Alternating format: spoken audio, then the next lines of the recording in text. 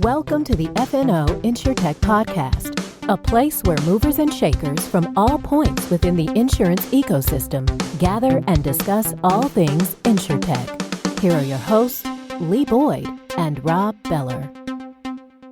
Hey, podcast world, welcome to an honest to God, true, I'm not making this up, special edition of FNO InsureTech. Wouldn't you agree, Lee, that this is a special edition? It is our most special one to date, I believe. Why would you say that? Well, it's a big number. Today we hit a big number, a milestone. Go ahead, you say it. This is our 300th episode of FNO InsureTech. Amazing. It never would happen, they said. Never would happen. Nope, they said it will never last. It couldn't last. It wouldn't happen. We also said maybe 10. We'd be lucky if we could have 10. We'd be lucky if we could have 5. Yeah. And here we are 7+ years later. Just this network has been created around this podcast. The web has been drawn across the insurance industry with the different connections in fact, I just got off the phone with somebody I never would have talked to, but I talked to him because of the podcast. Really? It's a biggie. Today's a biggie. Really? Yeah, I think for both Lee and I, we have to start any conversation about the podcast, about its history, about its current situation, any of it, with an incredible thank you to anybody who's had the patience and stamina to listen to this. And I know because the podcast world is a big world with lots of content. And if you choose to listen to this, we're super grateful. And that's really kind of why we've done it all along, is to engage listeners. And here we are, 7 years later. Here we are. 7 years? Is it 7? Yeah. That's what I read in the notes. Yeah. Well, then it must be true. It must be true. I mean, 7 years. Think about 7 years, what we've been through. Wow. We started as a different company. Yep. There was a global pandemic. Yep. You're kind of retired. Yep. Like, we've traveled the world. Yep. We've talked to people in multiple countries. We've changed presidents twice. We have seen and done and heard and talked to so many different people and seen so many places. It's amazing whenever you stop to think about how this little thing of, I don't know, when we start a podcast. Let's just start a podcast. Let's just take a second. If you've been with us for a long time, you've probably heard this before, but we'll just run through it quickly. So 2018, we're working for 470 claims, Lee and I, and I'm having a conversation one day with our friend John Keishel. Shout out to John. And we're talking about being an influencer. And he's working for McCann Worldwide, one of the biggest advertising agencies in the world, and they're trying to get their arms around influencers and what this is all about. And I mean, we can see how much influencers have come up in the last 7 years. And you were floored by the world of influencers. You were taken back. Even today, I can't get over it. I was reading about an influencer just this morning who's a Gen Z trend spotter. I swear to you, that is awesome. That's their, and so anyways, we kind of thought, wow, can we do something like this? And can we brand Lee? Can we make Lee this little shy, timid, I'm not making that up. Quiet guy, smart guy who prefers to be alone in a corner than in front of a group of people. True? Yeah. True. We make him into an influencer. And Matt Fothery, our CEO, and I, so we started talking about it. And Matt generally does not like the idea. I think primarily because it doesn't star him, right? Anyways, we decide that I will join Lee as the co-host of this thing. Right. And we just start. And I think our first recording we did the whole thing, and then somebody closed their browser and we lost the recording. Isn't that right? Well, remember the first one was done on our iPhone. We just opened up the microphone app. Yes. Set it on the desk. Yes. And we just started that way. We didn't have microphones. I would say we weren't prepared, but we're equally as not prepared today as we were then. Yeah. Not much has changed in that regard. But it was how ironic. One of the first guests that we had was John Hall. One of our first guests. Who at the time, we were not working with or for John Hall. No. And all these years later, John Hall is the CEO of Alacrity. And now that's where we are. Like, talk about kind of a full circle right there. Yeah, John, a longtime good friend then and now. And John was CEO of Credit Services Incorporated, ASI. He sold his business to Alacrity. He was working at Alacrity, and he agreed to be one of our first guests, as did Dan Moore. And Dan was number one, right? Dan, I think, was our first one. Dan Moore. Yeah. John Hall. Thank you, Dan. Caribou Honig. Out of the blue, Caribou was like, yeah, I'll do that. And that Goldberg guy who had Specs, was that the name of his company? Yes. He has his own podcast now on basketball. Yeah, he's a big basketball guy now. And anyways, that's how we started. And we thought, okay, he's the guy who closes his browser. We've got 4. Yeah. If we could get 10, that would be unbelievable. And here we are at 300. Yeah. And it just kept happening. And if you think about it, like, it was never easy. Someone asked me the other day about the podcast, and I said, the podcast has never been easy. And it's very important to know, like, I don't do anything with the podcast. That's very important to know. Let's put credit where credit is due. I just show up.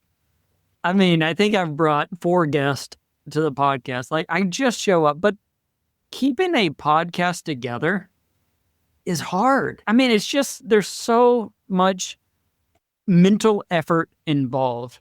But there's never been a podcast that we did that I didn't say, that was worth it. That was, even the bad ones, I enjoyed. Well, we've had some bad ones. Out of 300s, there's been a few. We won't mention names because we're far too kind. But there's been some bad ones, and some of that is on us. Sure. When we have a lot of it's on us. When we have it's not that one guy, but Lee just said that he thinks he's brought 4 of the 300 guests. I think that's a little generous. It might be closer to 1, but I think I bet in all reality, I don't know, 10. I don't know. Fine. I'll be generous and say, yes, Lee, you've brought 10. That means 290 you didn't bring. We each have our strength, Rob. But it's always been, it continues to be an intriguing thing to me that anybody would listen to it, right? And it continues to be intriguing that, well, let me say this. The primary wonderful thing that Lee and I have gotten out of being on this podcast is what, Lee? Relationships. Oh, yeah.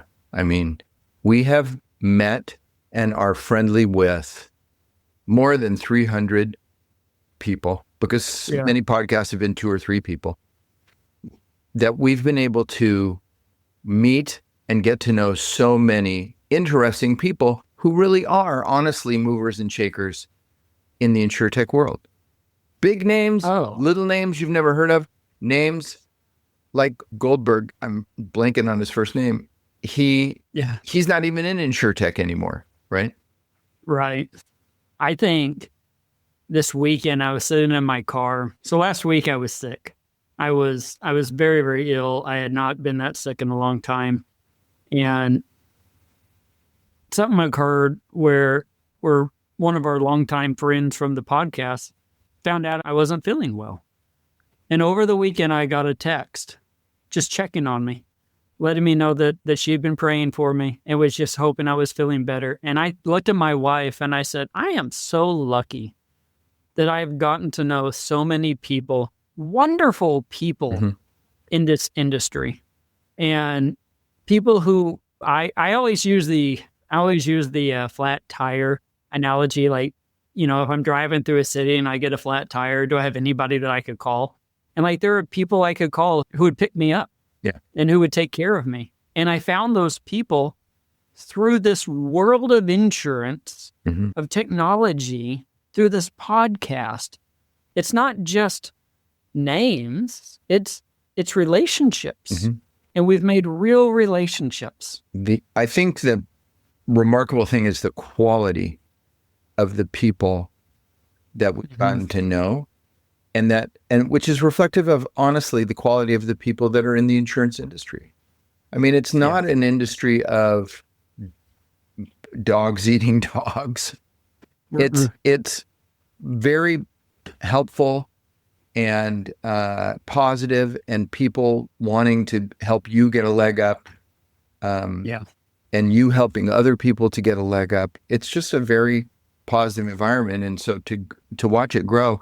And one of the wonderful things for me, as Lee said, I'm semi-retired, to see younger people, many, many, many younger people, high quality, intelligent people, join the insurance industry and make great contributions. It continues to be a very pleasant place to work. It's a pleasant place to work. Very low amount of conflict and trouble. Yeah. And it always seems like a place that people can compete friendly, right? People are always competing, but you can still be friends. Very rarely do you have, people let you down. Like, you can compete with friends. Yes. It's just, to kind of put a bow on that, it's just been a blessing. I also think not only have we made relationships, we've been able to see our guests do great things. And we've been able to see our guests move into different industries. And somebody who came to mind I exchanged an email with last week was Robin Roberson. When we first met Robin, all those years ago, she was the founder of We Go Look. Yeah. Right. Yeah. And she's gone on a couple of different, unique, interesting journeys. Yes. And now she's over here at InsureTech, changing the world. And I can't sing her name loud enough, right? The journeys that we've seen our guests go on is very exciting.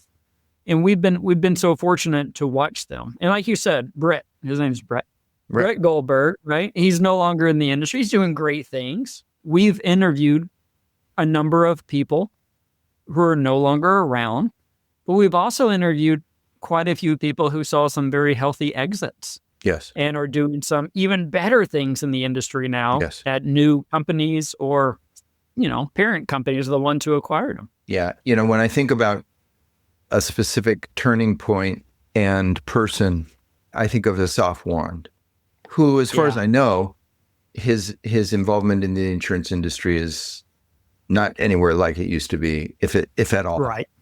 Right. I believe Asaf is in Israel now. I could be wrong. But he helped us learn something. And that is, when we started, we thought, oh, do you think there's any way in the world that this person would say yes to being on the podcast, or that person would say yes? Or wait, here's the biggest fantasy of all, because this is how hot the whole hippo idea was at the time. Do you think we could get Asaf Wand to be on our podcast? Well, I kind of took it as my personal mission to find him and to reach out. And I don't remember exactly how I found him, but he said yes immediately, right? He did. He said yes immediately. And I remember when we had him on the podcast, I believe it was during COVID, and he had gone to his office. However it worked, he was kind, he was generous. Here was this guy who was on the main stage at every insurance or insurance technology or InsureTech conference that was happening. He was the big name, and he made time to talk to us. And that episode, not surprisingly, also took off. And when that took off, that really moved our podcast onto a different level. It made it, I think it gave us a legitimacy that we had hoped to get.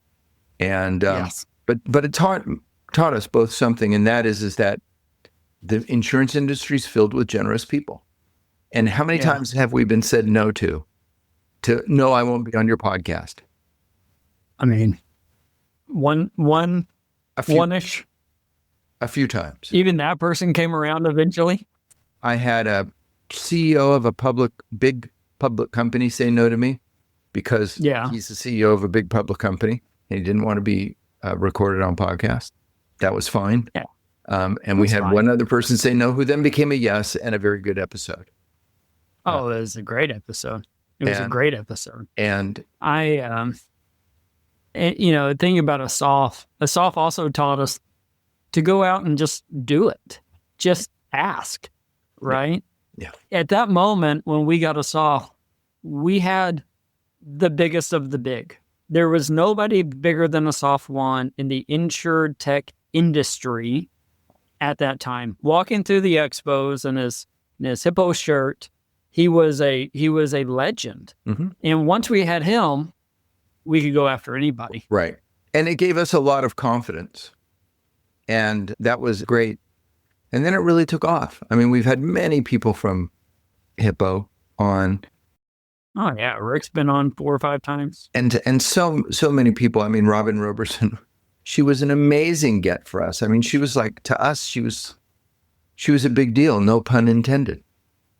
And she was awesome to get. Yeah. And one of my very favorite people to see at events nowadays. One of my favorite F&O InsureTech stories, though, happened in Miami, Florida. Oh, okay. Yeah. We're in Miami, Florida. Might not have been Miami, actually, but it was Florida. And there's a party. I'm at a conference, and it's the middle night, the party night. The organizing group had put on a party. It's on a boat. And we're cruising in a harbor. And there's hundreds, maybe 500, 600, 700 people on the boat. And I'm standing there. I think I was alone. And somebody walks up to me and says, "Excuse me, are you Rob Beller?" And I said, "Yes, I am." And she starts to tell me what an enormous fan she is of F&O InsureTech. And she starts to rattle off episodes and rattle off insights and rattle off guests. And that was Astrid Maval Bahari. Astrid, yes. Our groupie. And Astrid was the one who really helped me to understand that, wow, there's actually people that listen to this stupid thing. Yeah.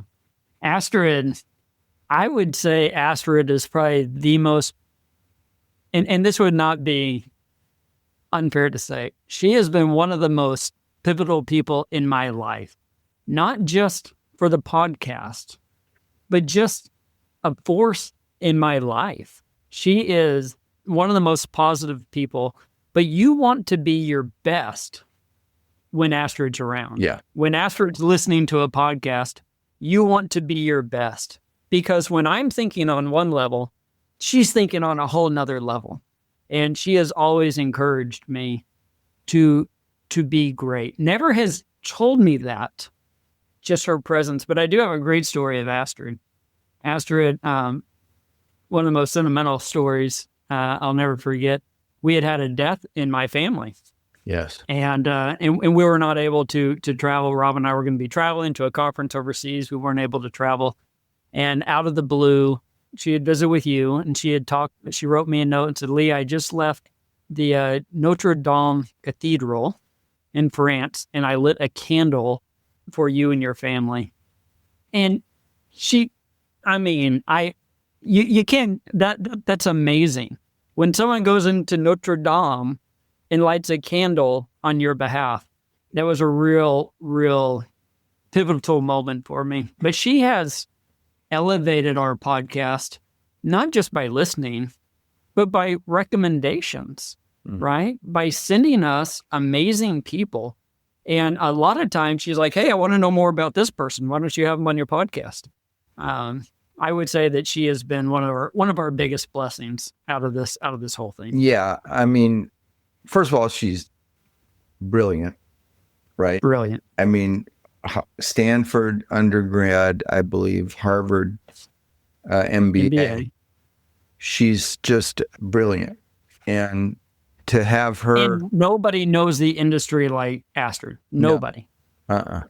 Her strategic mind is amazing. Yeah.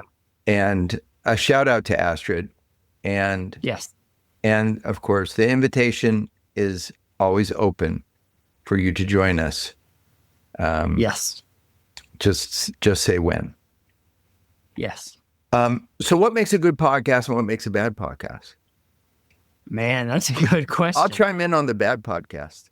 I'll tell you what makes a good podcast. Yeah. A good podcast is when you make that little spark at the beginning with somebody and they're at ease and they no longer think that they're on a podcast.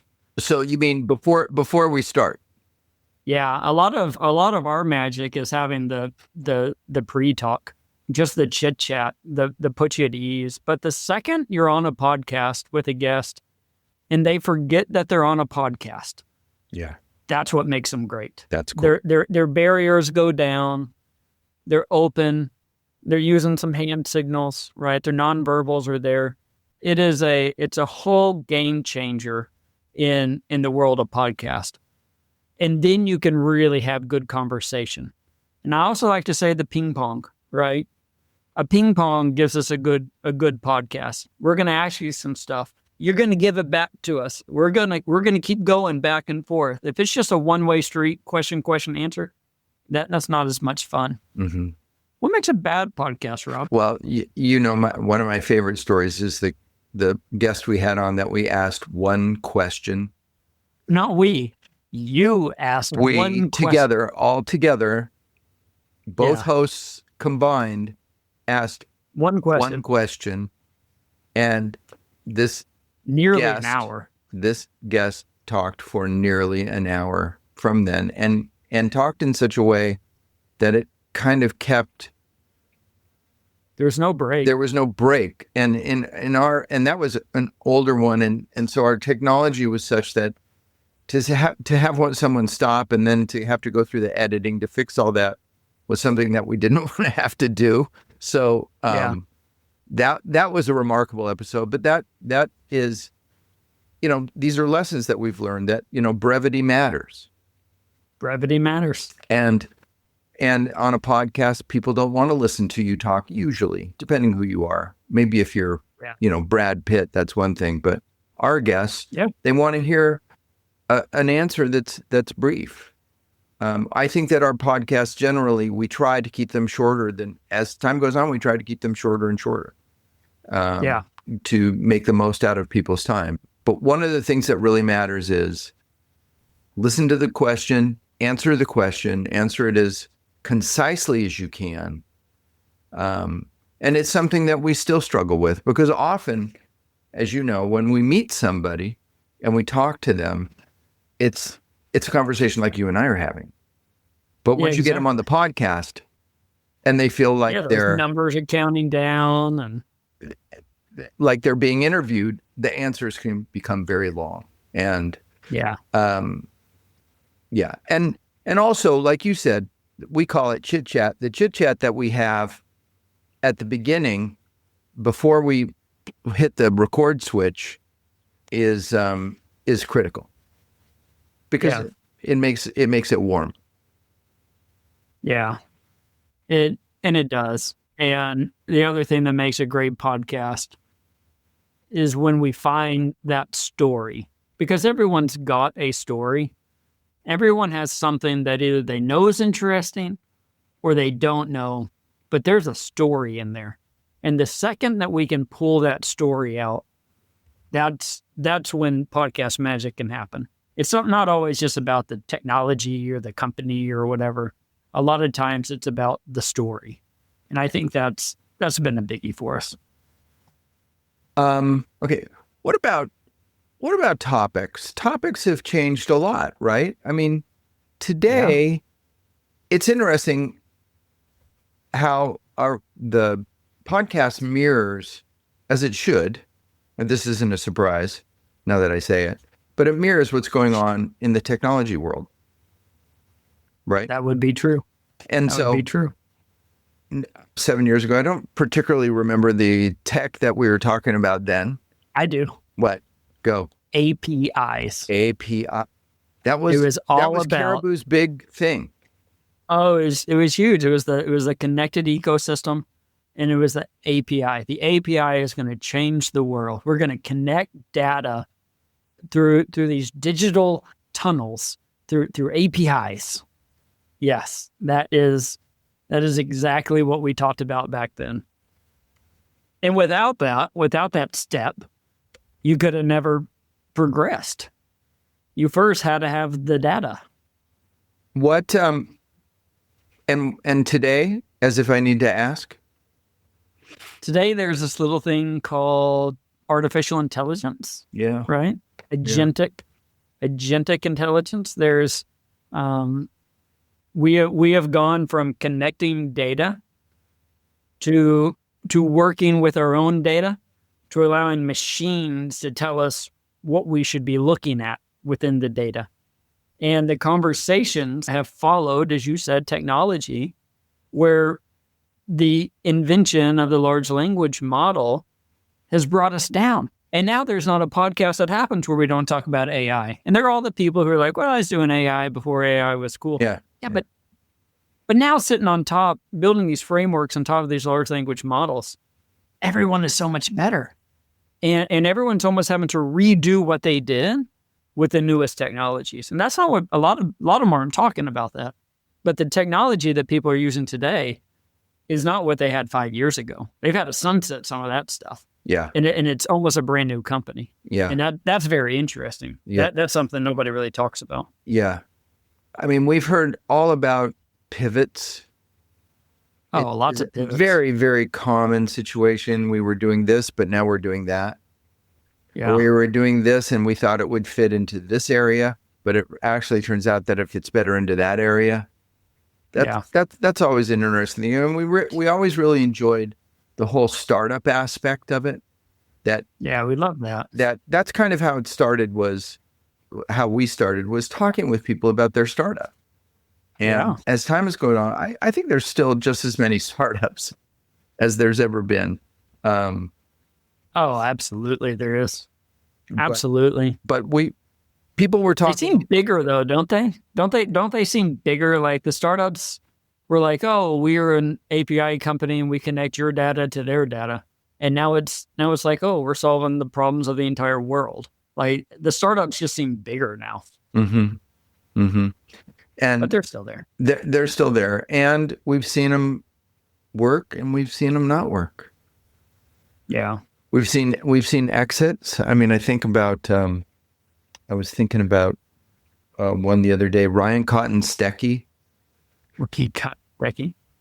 Bob Frady. And near map guys. Robin Roberson. We've seen, we've seen many exits, some of them. And one of the common things is those people don't stay away. No, they don't take their money and run. Yeah. And one of the early lessons we learned is that you had a lot of technology people come into the space and they were going to solve all of our problems. Right. And then we learned, we would have them back on the podcast a year later and like, oh, can I have my insurance person on? We hired someone who knows insurance. We'd like to bring them on now because they all learned it's a different world. It's a different game. It moves differently. And that was one of the lessons is that if you're going to be a startup, have an insurance person with you. This is a Tracy Tompkins thing, right? Remember Tracy? And she was really big on this. That wasn't that long ago. That's within the last year that we had her on. But that, I think, is the number one thing that we've seen is that, remember we used to ask, are you a technology company? Are you technology? Or are you an insurance company? And it was unanimous that they were all technology companies. Now they've changed that answer. It was cooler. Anyway, the point is that insurance is different. Yeah. And most of these companies will now answer that question. They'll say, we're a technology company that serves the insurance industry or something like that. Yeah. And I think that that's a fair answer. But I mean, we do talk to some InsureTechs that work in a number of different verticals, right? Right. But the one thing that they have in common, if we're talking to them about insurance, they're also telling us about the people that they have on staff who are insurance people. Yes. It's just too hard to try to work in the insurance world and not have insurance people around. That's been, I think, one of the most fundamental changes. Yeah, that's been a big fundamental change. Yeah. Well, Rob, here we are, man. Yes, Lee. We're at the end of our 300th episode. We've jibber-jabbered. We've yammered on and on. We thought back on the past. What do we got to look forward to in the future, man? Is this thing going to keep on going?